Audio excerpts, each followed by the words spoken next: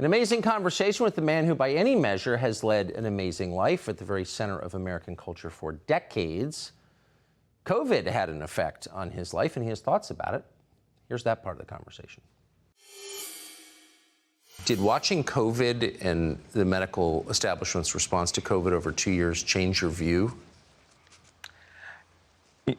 I mean, that was a piece of it. That was a piece of it. What did you think of that? I mean, well, specifically, I'm going to lean into the black condition, just for, being a black person. We've been getting killed in hospitals for years. Grandmama don't come out. We've been getting killed with our food to start off with. We've been getting killed by police officers, every day. We've been killing each other in the streets every day. I felt like the people at the Gap knew about the school shooting that Matthew McConaughey was talking about before it even happened. It was so in sync, the information. And then I heard about it on the radio, driving, and I was like, am I in the Truman Show right now?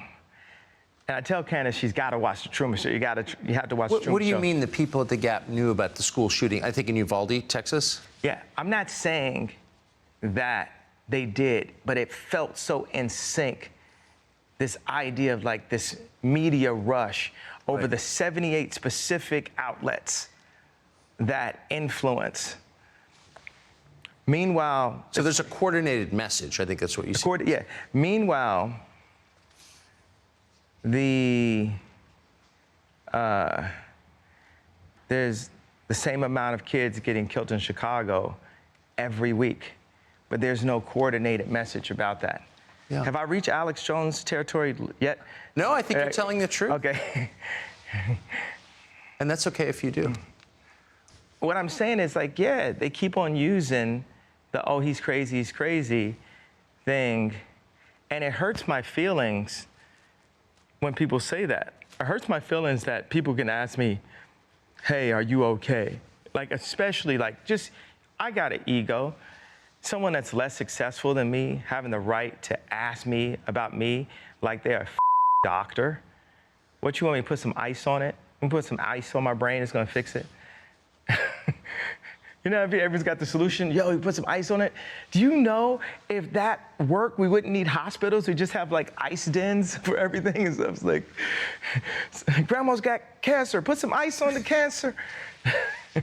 But I'm funnier than comedians, right? And I'm like an asshole. But you get that. You get that a lot. People with the kind of faux sympathy. Are you okay? Yeah, it's don't. But you get that even as a famous person. Oh, go ahead, go before me, hey, what do you want? And it's hard for people to even listen to you. They're just so oh my God, this is Ye. Did you hear what he said again? And there's a lot of people that have been put in my organization where it's their job to not listen to me. In your own organization? Absolutely. And that kind of thing can drive you what? Crazy. Yeah, I had my resolution this year was to only talk to people who listen to me. I know, crazy concept, right? I know, that's crazy. How radically did that shrink the number of people you talk to? Not enough. Because that's how they do. They send the bots in. There's people working here. It's Prince had to constantly fire people. I got to constantly fire people. It's just all kind of people sitting around doing nothing, charging. I had 530 consultants last year. For your businesses? For my businesses. I didn't know. We just hire some guys in. And, this is the issue when you hire atheists.